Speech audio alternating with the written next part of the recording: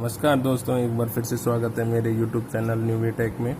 दोस्तों, आज सुबह की पारी का यह पेपर है। सुबह जो फर्स्ट पार्ट में जो पेपर हुआ था उसमें जो मोस्ट क्वेश्चन आए हुए थे, जो आप लोगों ने बताया है वही क्वेश्चन है ये। तो इन क्वेश्चन में से कौन कौन से क्वेश्चन आए थे तो हम देखते हैं।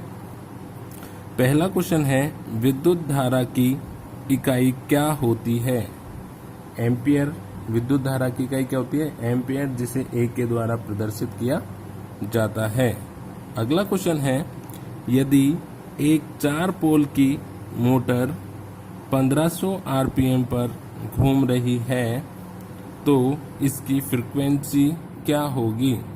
दोस्तों, जो ये 4 पोल का मशीन है, मोटर है, जो 1500 आरपीएम पे घूम रही है, तो इसकी जो फ्रीक्वेंसी है वो कितनी होगी? वो होगी 50 हर्ट्ज। तो यह किस प्रकार से होगी? तो इसका फॉर्मूला होता है F = P × N अपॉन 120।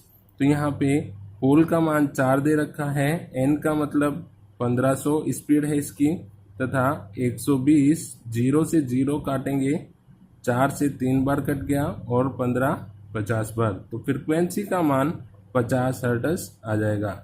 तो इसका आंसर रहेगा 50 हर्ट्ज। दोस्तों, यह क्वेश्चन कल के पेपर में भी सेम ऐसे की ऐसे आया था, तो ये क्वेश्चन सेम रिपीट हुआ है दूसरी बार।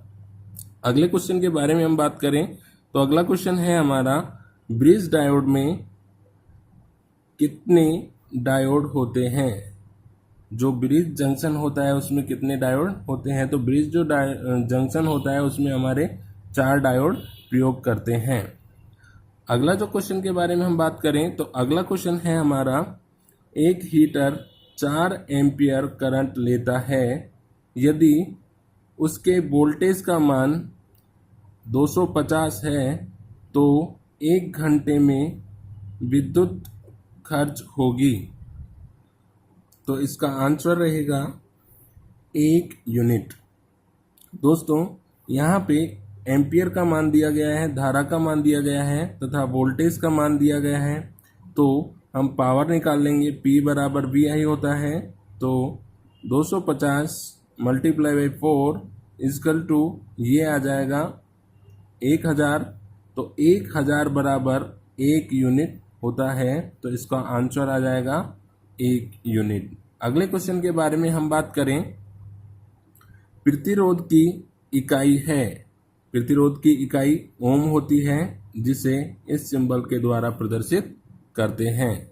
अगले क्वेश्चन के बारे में हम बात करें तो अगला क्वेश्चन है, ब्रीदर में कौन सा पदार्थ का प्रयोग नमी सोखने के लिए किया जाता है?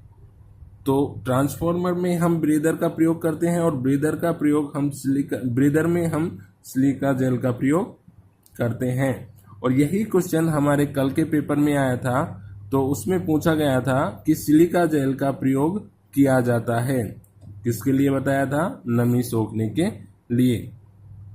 अगला क्वेश्चन है हमारा, ट्रांसफार्मर किस सिद्धांत पर कार्य करता है?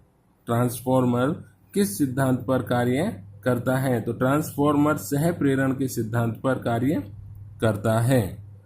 अगले क्वेश्चन के बारे में हम बात करें तो उन्होंने एक सिंबल दिया हुआ है और इसका पूछा है कि यह सिंबल किस चीज को प्रदर्शित करता है।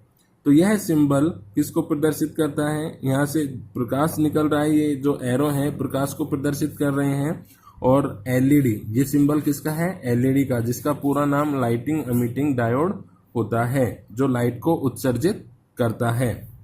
अगले क्वेश्चन के बारे में हम बात करें तो अगला क्वेश्चन है हमारा, लेड एसिड बैटरी में इलेक्ट्रोलाइट प्रयोग में लेते हैं।